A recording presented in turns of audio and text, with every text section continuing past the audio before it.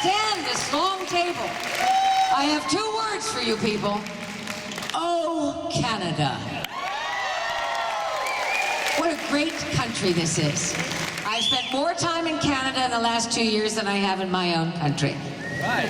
Don't ask me what country that is. I've forgotten. I'm doing a series up here called Warehouse 13 with a group of marvelous people. I play Eddie McClintock's mother. I know that's an impossible concept, but I do. I did a movie in Montreal and Calgary and Banff called Drawing Home. And you know, we have this idea in the United States that the Canadians are unnecessarily polite. Thank you! What did he say? Thank you! And you are, but I would say you are necessarily the politest country in the world. I've never seen anything like it. I mean, it's very hard for me to go back to New York City after I've been in Canada. Do you understand? Talk about culture shock. I gotta have my little firearm on me when I get off that plane. It's always a pleasure, and working here is a feeling of ebullience. There seems to be a sense of organization, of collaboration, of joy. The production is robust and vital here, and I guess I'm thinking about moving. You're all great. You're great. And you are wonderful fans. Those of you in this room who are strictly Star Trek fans, would you raise your hands? Almost all of you. I want to say something to you. I've said this before, but I need to say it again because it's very important to me that you understand that I mean it. When I accepted the role of Captain Janeway, I had no clue. I mean, in caps, no clue. Shot out of a cannon, right?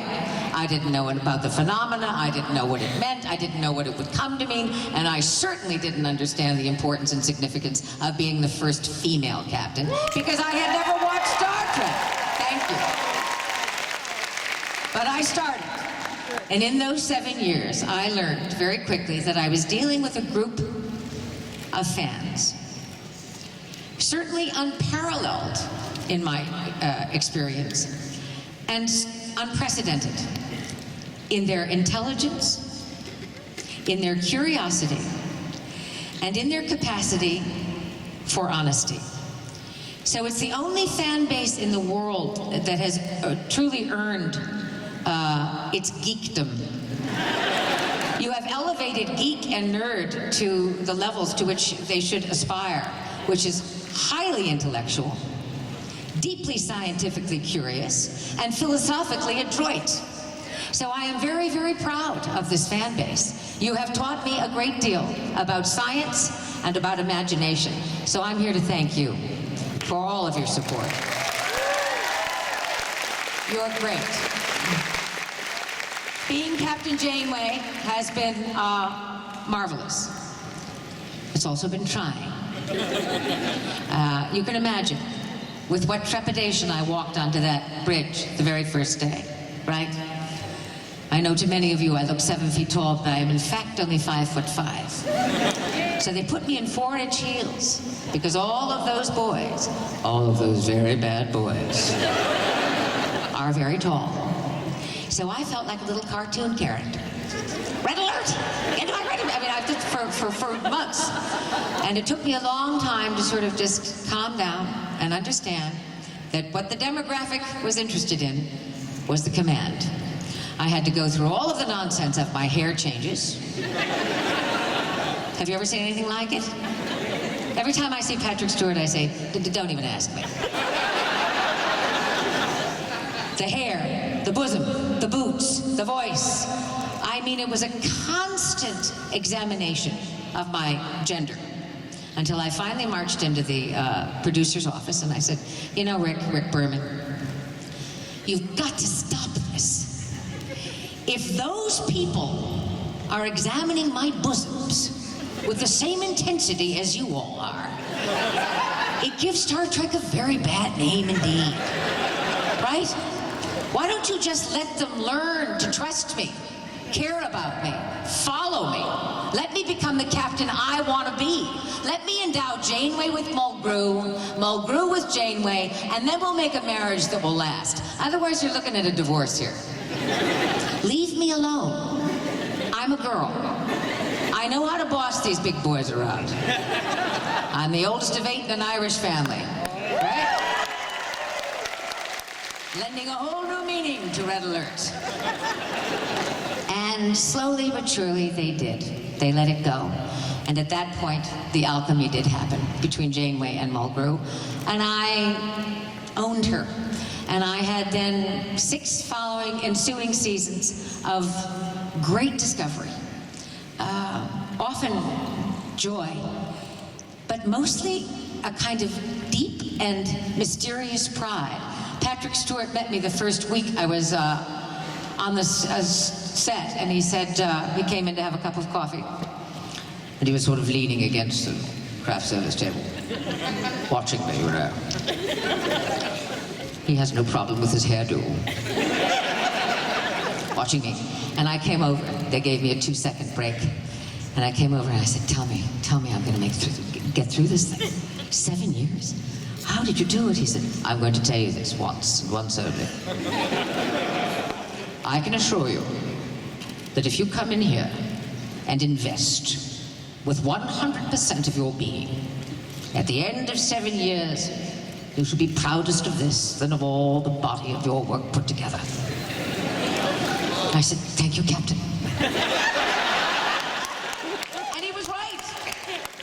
And when we meet now and have drinks, which we do in airports, secretly, I have to take him away from all of those beauties who are always pursuing him in the airport. So I knock them down and say, Sir Patrick, come and have a drink with me. And we always say it's the best part of life. And you know he's a great Shakespearean actor. But when you do 7 years in this franchise, you've earned your stripes, you know? And especially as a woman. I was raising 2 small children.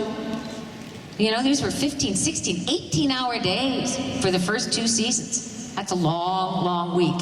So I was inordinately proud. And of course it is defining. I knew that. I knew that going in. And I know what my obit is going to be like. Kate Mulgrew, Captain Janeway, finally dies at 125. Right? I know it will be Captain Janeway. But my rejoinder to that is, and? Here. Could it possibly be better than that? Right? So it's been marvelous, absolutely marvelous. I'm thrilled. This usually goes very quickly, so I want to take questions. Do any of you have any questions? Yes, stand up. Does this work? Ooh. Went from very big. Very small. Who has a question? Do you have another mic? All right. I'll vamp while you're getting it. So it's all been terrific. I come up here and I do Warehouse 13. I'm going to do some more. In the spring, I'm doing a play in New York called Somewhere Fun by the exceedingly talented Jenny Schwartz, directed by Ann Kaufman. So for those of you who are avid theater goers, please come in New York in the spring. And my life is very good. I have 3 children, allegedly. And they're now, you know, getting on. And I remind them of that. And they give me great joy. I live in New York City. My life is interesting. I have the same group of intimate friends I've had since I was 23. I love to read. I love to have dinner parties. I love to cook. I love to walk. I love to write. So I am writing a book about my experiences, not only as Captain Janeway, but as Kate Mulgrew, as Captain Janeway. Who has a question for me? Yes. You have a very interesting question. Where's the microphone for him? There. Go on there, darling. I am Mark and watched all of your Voyager episodes. Who were your toughest villains you had to fight as Captain of Voyager?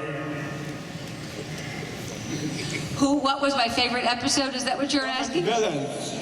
Who was my favorite villain? Toughest villains. Well, you know the answer to that. Come on. No, that's a rhetorical question.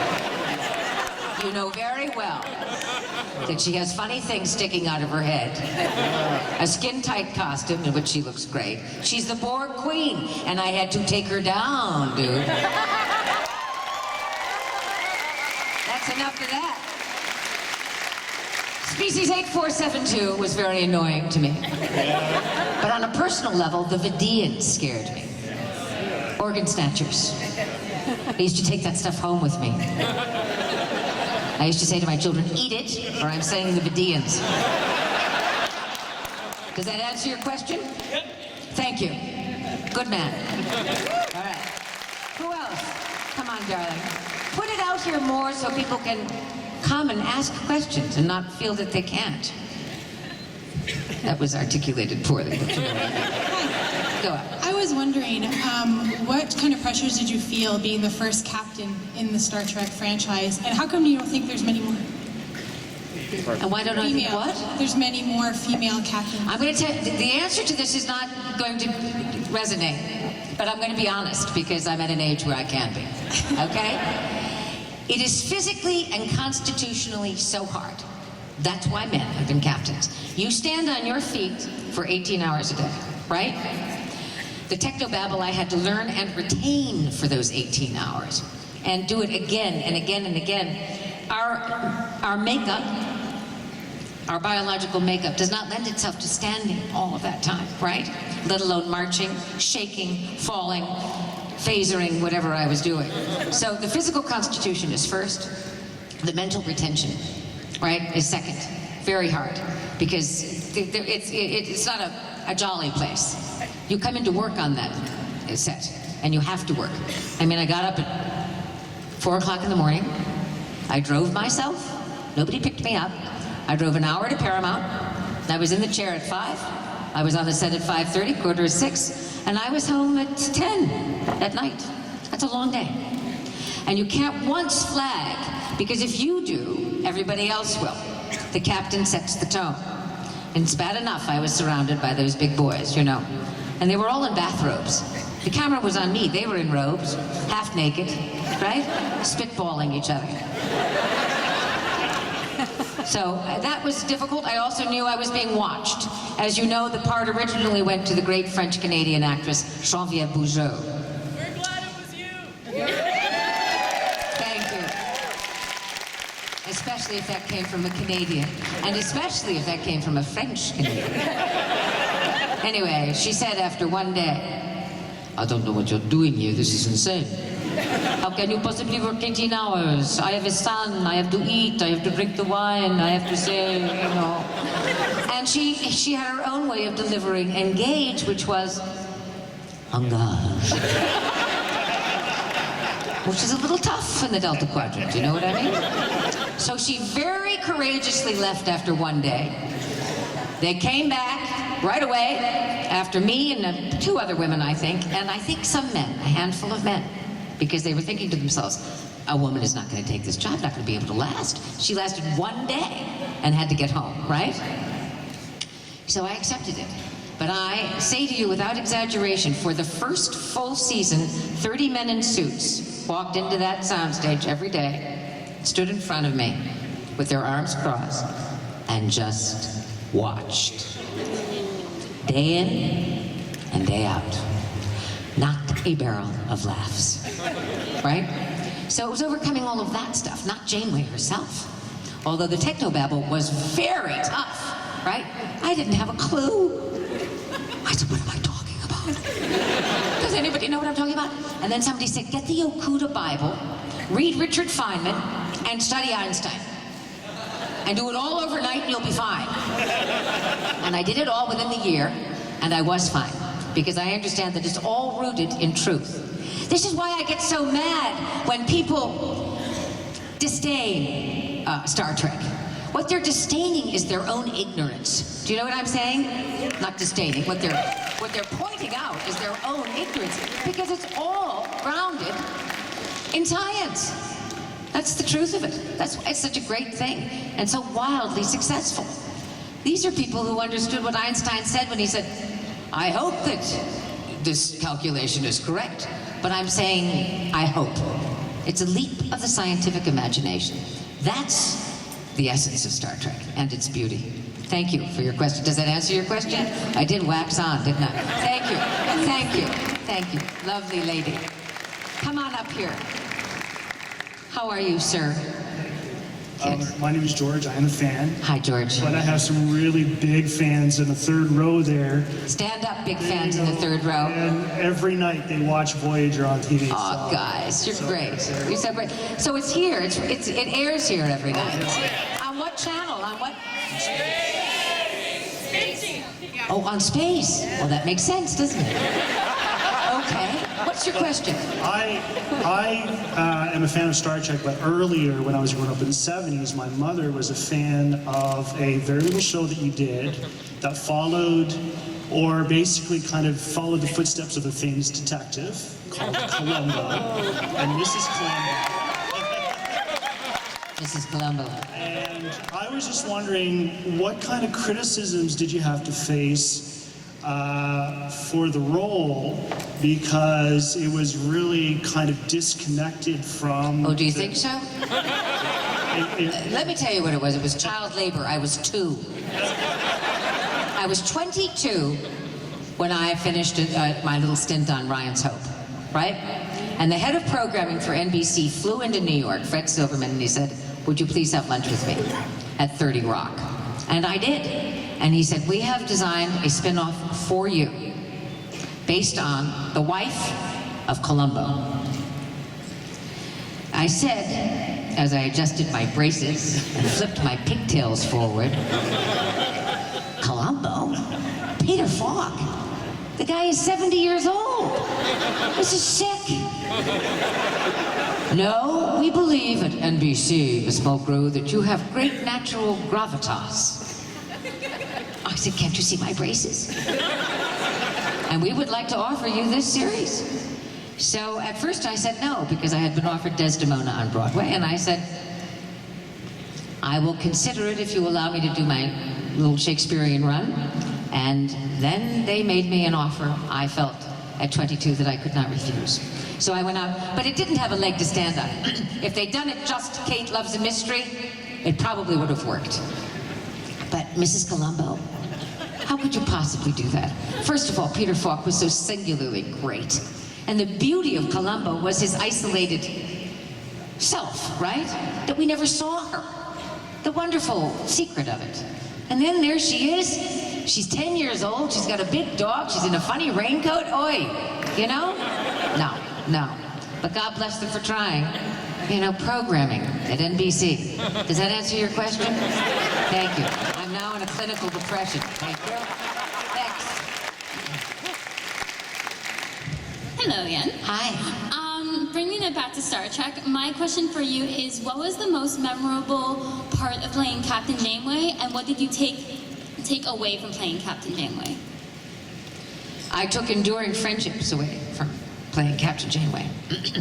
And I took an examination of the emancipated actress in the 90s away from playing Captain Janeway.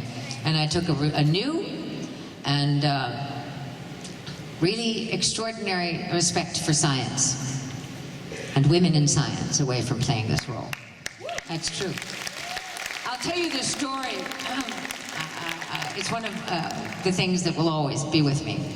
At the end of the first season, Mrs. Clinton invited me to the White House because she's a big fan, as Chelsea was, of Voyager, and that's the only thing that they would watch together. And she said, dear Miss Mulgrew, I have this wonderful idea. I'm going to call from the international community the greatest female scientists living today, and you'll come to the White House and speak to them. I wrote back saying, will you provide the drugs? I got on the plane and I wrote this grandiose, verbose, sentimental speech about women in science, about which I knew nothing. So that when I stood up on that stage, and there was a group of about 200 women, I mean the smartest of the smart, I just took the speech, and under the table, I threw the trash. And I looked at them and I said, you know very well there is nothing I can say to you. It is you who have given this to me. But in concert, what we do is take wing. Because everybody knows that we're a pop culture. If it's on television, it can be possible. So afterwards, a group of girls who had graduated from MIT came up to me, beautiful girls, smart. Their faces radiant with intelligence. I mean, the kind of face if I were a guy. I'm not, I'm a girl. And they looked at me and they said, you know something, Miss Mulgrew? My father, who was an astrophysicist, said to me, honey, it's great that you're going to study, but I think you should think about research.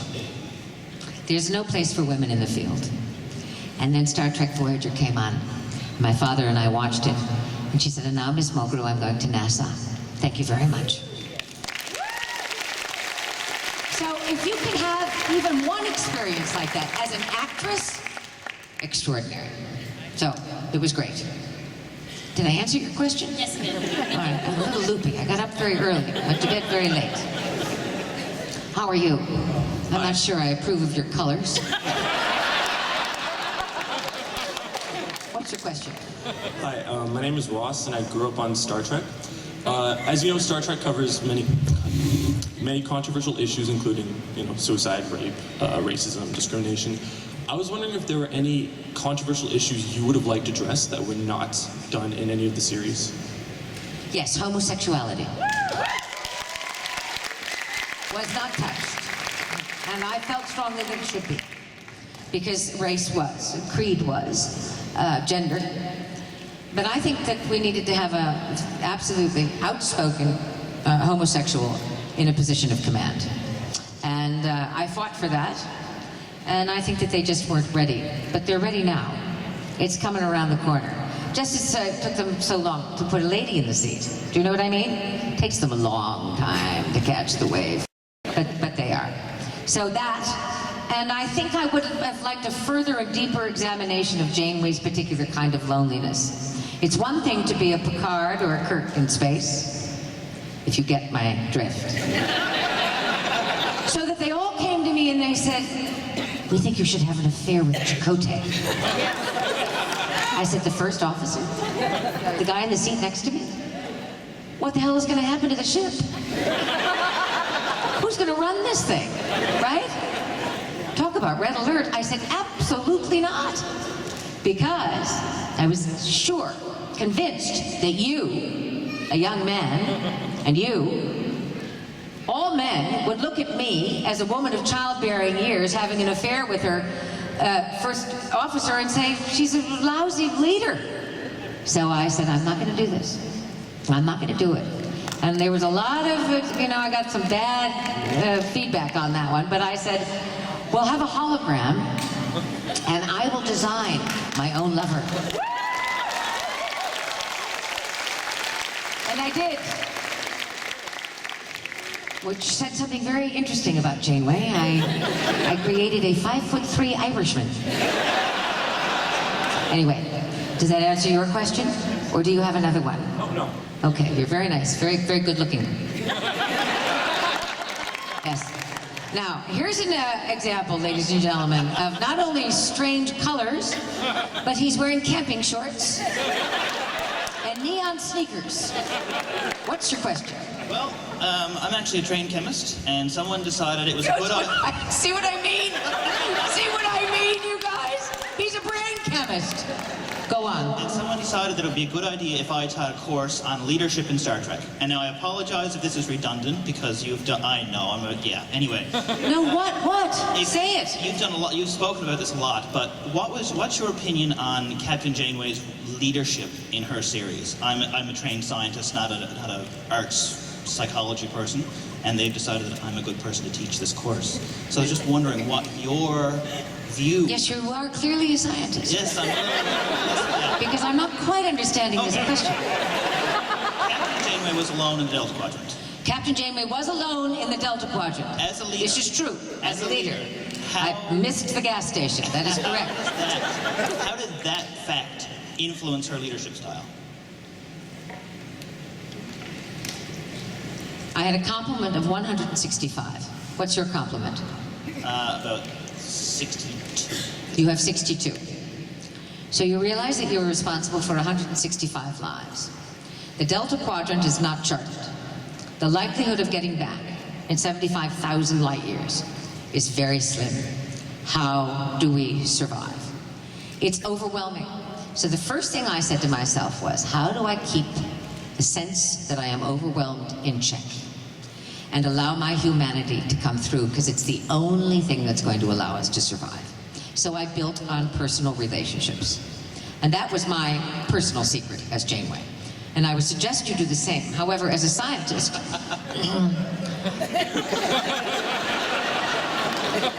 I think that you can do whatever you want, don't you?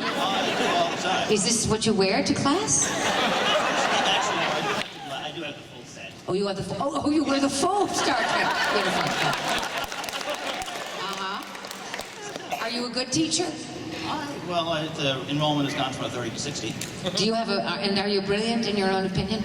No, I'm just a schmuck that somebody hired. No, you're not. No, you're not. I'll bet you're very, very good. Anyway, I hope that helps you. It does. Thank you. Very much. Thank you. Hi. How are you? Sweetie, tip that down so I can hear your voice. And forgive me for calling you sweetie, but I can do that too at my age. I can do that. What's your question? And come forward to it. My name's Bree. What is it? Brie, like the cheese. Is it just like the cheese? Yeah. It's B-R-E-E. Yes, it is. Yes, of course. How did you know that? Well, you're not the only Bree. You may be the most interesting Bree. What's your question? Sorry, I'm gonna record this. Oh, I'm sorry. Am I interrupting your phone call? Oh, okay. Oh my gosh, I'm so nervous. I'm shaking. Well, don't be nervous. Ask the question, but come to the mic.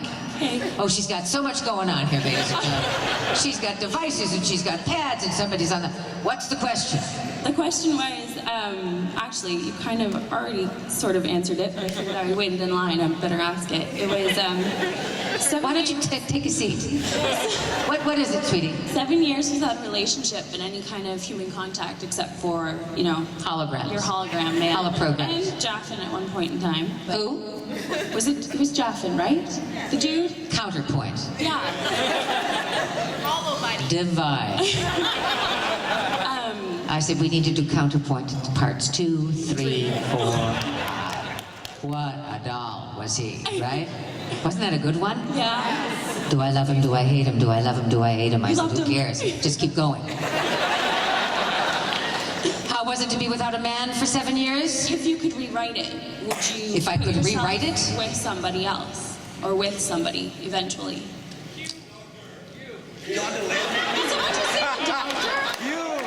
John Delancey happens to be one of my close personal friends.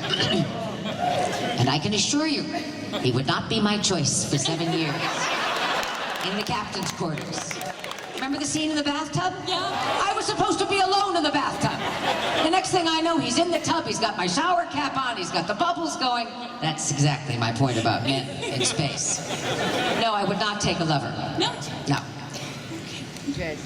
Thanks. But I got to go home at night. Okay, good. Have fun. Good devices. Very good.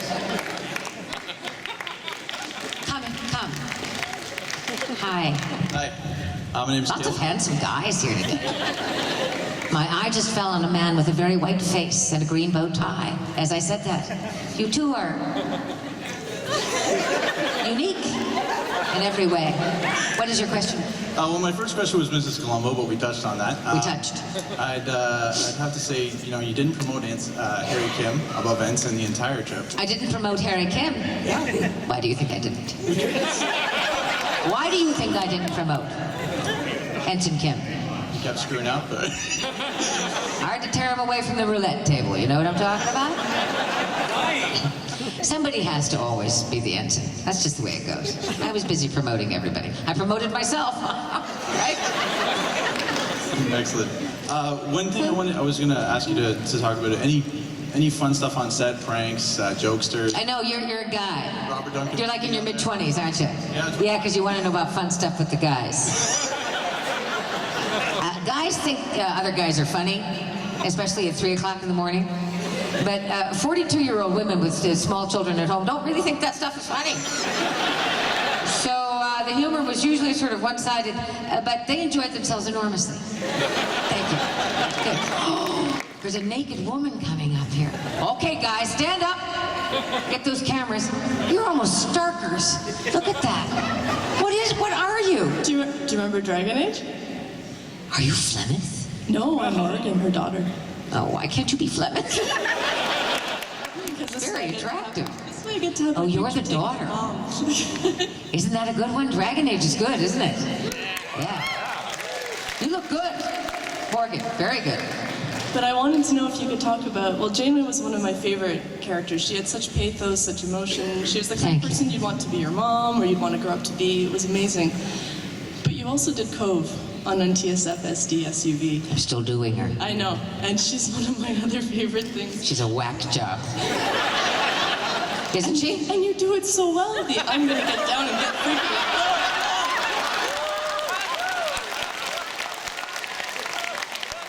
So I wanted to know if you wanted to advertise it a little bit, talk about it, because I'm not sure everyone knows what it is yet. Does anybody watch my series NTSF SD SUV? Yes. Thank you, all three of you. This is on Adult Swim. I myself haven't watched it. I just do it. It's brilliant. These guys are lunatics. It's the Upright Citizens Brigade, the top comedians in the United States, in Hollywood. And we're doing a series. It's live action. And I play the head of a terrorist strike force. I wear an eye patch. I'm obsessed with sex. I'm married to Paul Scheer. Do you know the comedian Paul Scheer? He plays Trent Howard. He's the lead. Yes. Yes. And we have 2 children, Jericho and Cherokee. They don't speak. They've never spoken, but they're karate champions. And we're in the business of keeping San Diego a second-rate city. Do I need to go on with what this series is about? It's a lunatic thing, but it's fun. It's a send-up of everything. I watch it because you're on it, then it's just epic. I hope you're having fun with it. I think we can take procedurals a little too seriously, don't you? Not to be confused with good sci-fi. But procedurals are very self-important, aren't they? Captain, did you find the perp? You know, all that stuff has to be sent up. So thank you for watching. Thank you for being Morgan. You're lovely. She's going to set off the fire alarms that way. Yes. How are you? Good, thank you. It's an honor to finally meet you. You have a device? I do, if you don't mind. What do you think a Martian would say if a Martian came down about this culture? You don't even want to ask me a question, you just want to take a picture. I'm thinking The Martian would come down and he would report and he would go back to Mars, and you know what he would say to the leader of Mars? They're all attached to a device without which they cannot live or breathe. And the really ambitious ones have 5 of them. All right, now ask me a question. Okay. A quick comment. I started watching Warehouse 13 again because of you, because I really am a Good, big fan. it's fun, isn't it? I also loved the show Mercia. I just wanted to know what it was All the like. good ones bite the dust, hon. I know. And the Black Donnellys, I loved that. Yeah, it's good. I mean, What was it like to work on the show on the set of Mercy? Mercy was great. Taylor Schilling, who played my daughter, is wonderful. Peter Garrity, one of the great actors of all time, as my husband. I mean, that's my thing, hon, the Irish Catholic family. So it was wonderful. I thought the writing was great, and it lasted 1 season. What can I tell you? I don't know. There seems to be a very short attention span. And I don't know why that is. I think it's because we're living in a digital world, isn't it? We're not reading books anymore. You have a Kindle, or a Nook, or a thing this big. Instead of embracing the ritual of the book, right? That goes for all kinds of art. That goes for all kinds of storytelling. And it certainly goes for interpersonal communication. I seem to be going off on strange tangents, but thank you. Thank you. Yes, here's a very striking looking man. Is that your wife behind you? Oh, she could protect you. Now this is, are you a Vulcan? I am a Vulcan. I see. Actually. Mm-hmm. And in the absence of a tricorder, I'm going to be. All right. if you don't mind. Okay. My question to you is, throughout the 7 years of... Do it with no emotion. Throughout the... Come forward to the microphone. Be a true Vulcan. In the 7 years that Voyager has lost... Yes. Yes, there were Tuva. a number of decisions that Captain Janeway occasionally would question. Were there any decisions that Captain Janeway made that you yourself looked at and went, I would never do that? I just told you, sleep with Chakotay. I also objected strenuously to having a lot of lizards with Lieutenant Paris in the turbolift. I said, if I have to copulate with Lieutenant Paris, do I really have to produce lizards? What does this say to you about Janeway's capacity for sensuality? So would you go back in time and change all this stuff? Yes, I would give birth to children. No, there's not much I would change. A couple of the bottle shows I didn't like. I thought the emphasis on my hair was way too much. They should have simplified that out of the gate. Do you know? This bun of steel or whatever they called it. If they just let that be. Other changes? No, because I think it had its own absolute heart, Voyager, and it found its way. Its own quite natural way. So I'm pleased.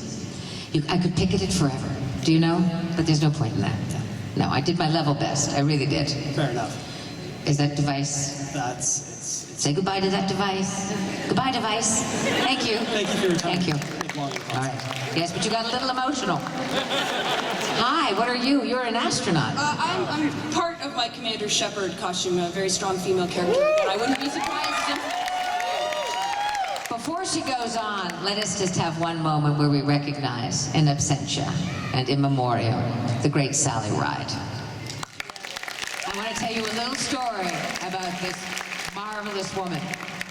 I was doing a panel in San Diego, the 5th year of Voyager, and Sally Ride was invited to attend with me. We were going to be the two speakers.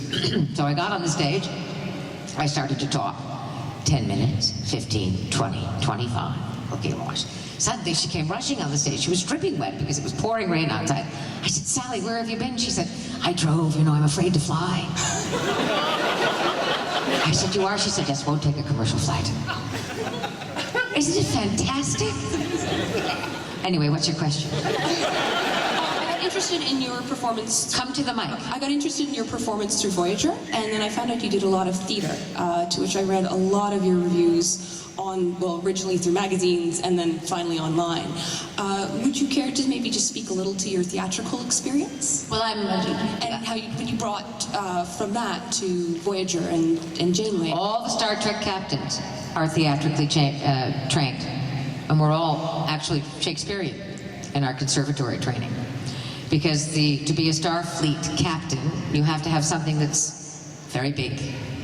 Big enough to command a starship, which is, as we know, a figment of the very advanced imagination, right? So there has to be a sort of quality to the voice, to the stature. There has to be diaphragmatic control if you're going to whip out that techno-babble. You wonder why they hired Sir Patrick Stewart. He has a wonderful voice. Bill Shatner. I have to tell you the true thing that happened. I'm again going off. But the guy who drove me here today, hi, are you waving? Hi. The guy who drove me here today I was in a taxi coming from the ferry, right? And he was probably from, I don't know, I didn't ask him, but I'm guessing Jamaica. And he said, you going to this? I said, yeah. Why? I said, well, I'm in it. You are? What are you? I said, I was a captain on Star Trek. You mean Star Trek with William Shakespeare? I said, I think you just said a genius thing. That's sort of like that. Do you know what I mean? So yes, I was trained by the great Stella Adler. I went to NYU in tandem with that. And my whole life was to be an actress in the theater. And television came knocking. And I'm sort of glad it did. Because you can do both with great comfort, if not dexterity. Thank you. Thank you very much. Yes. Hi. Hi. I gotta say, first off, Kate Mulgrew is way cooler than Captain Janeway. I can see you've been reading Star Trek by William Shakespeare. Thank you very much. You dudes are cool. Do you know that? How old are you? I'm 28. How much? How? 28. You're the age of my son. But don't let that stop you.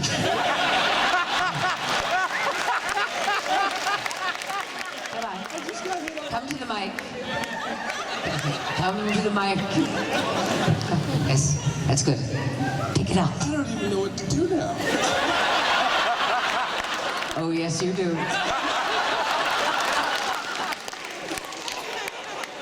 Dear Penthouse, you'll never believe what happened to me.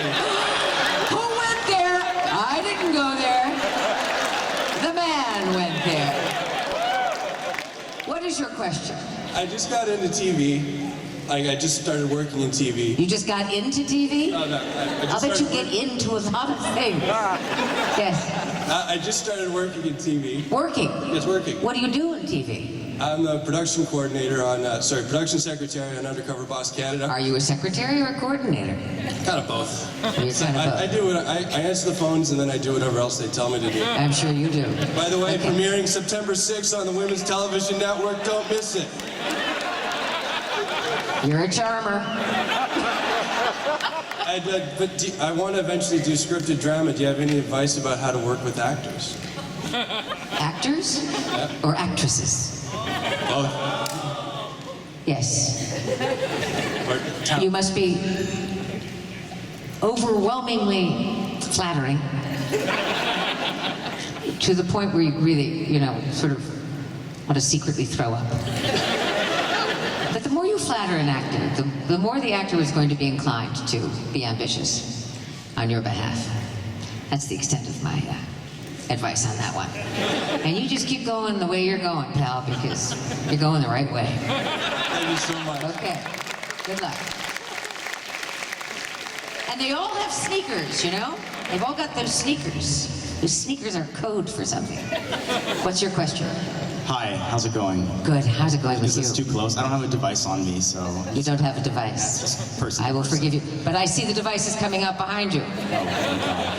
Okay, well, there was a sense that, I guess, the original series sort of ended before its time, and obviously Voyager went on for 7 years, like the other two Star Trek, 24th century Star Trek shows. Yeah, but Enterprise didn't. Well, yeah, it's 22nd century? Voyager and Enterprise are the only two starships who went for 7 years.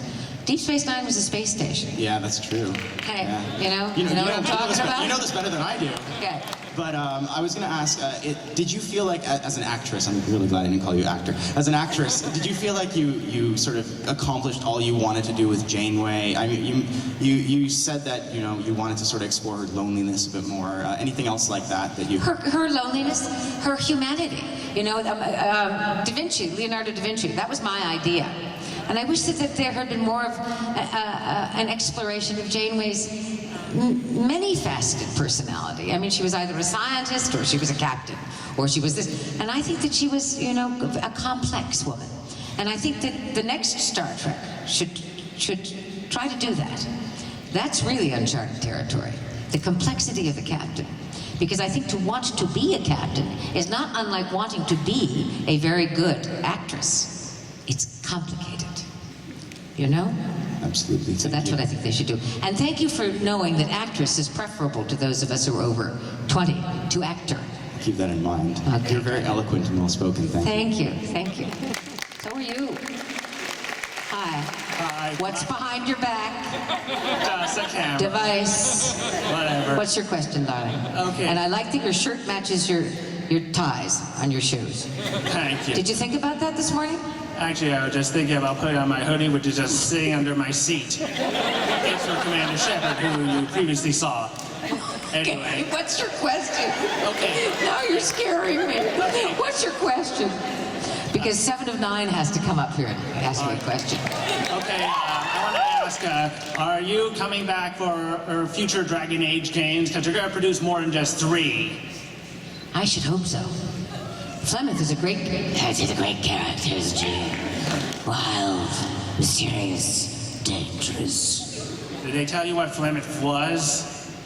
No. You tell me. I think she might be Andraste, or not. Who will see? That's a good point. I'll take it to the producers. Thank you very much. 7 of 9 is here. Yep, there's one in every crowd. This is a particularly lovely one. What is your question? I just wanted to say I was here last time you were here, and you were amazing and inspiring and incredible, and I think everybody in this room has been inspired by you, and I'm just in love with you, and thank you for being so amazing to your fans, because you're just incredible. Well, coming from 7 of 9, that means a lot. Thank you, darling. Thank you. I just had a quick question. Yes. Did you actually drink all that black coffee? I take mine with a little cream, if you know what I mean. I don't even know why I said that.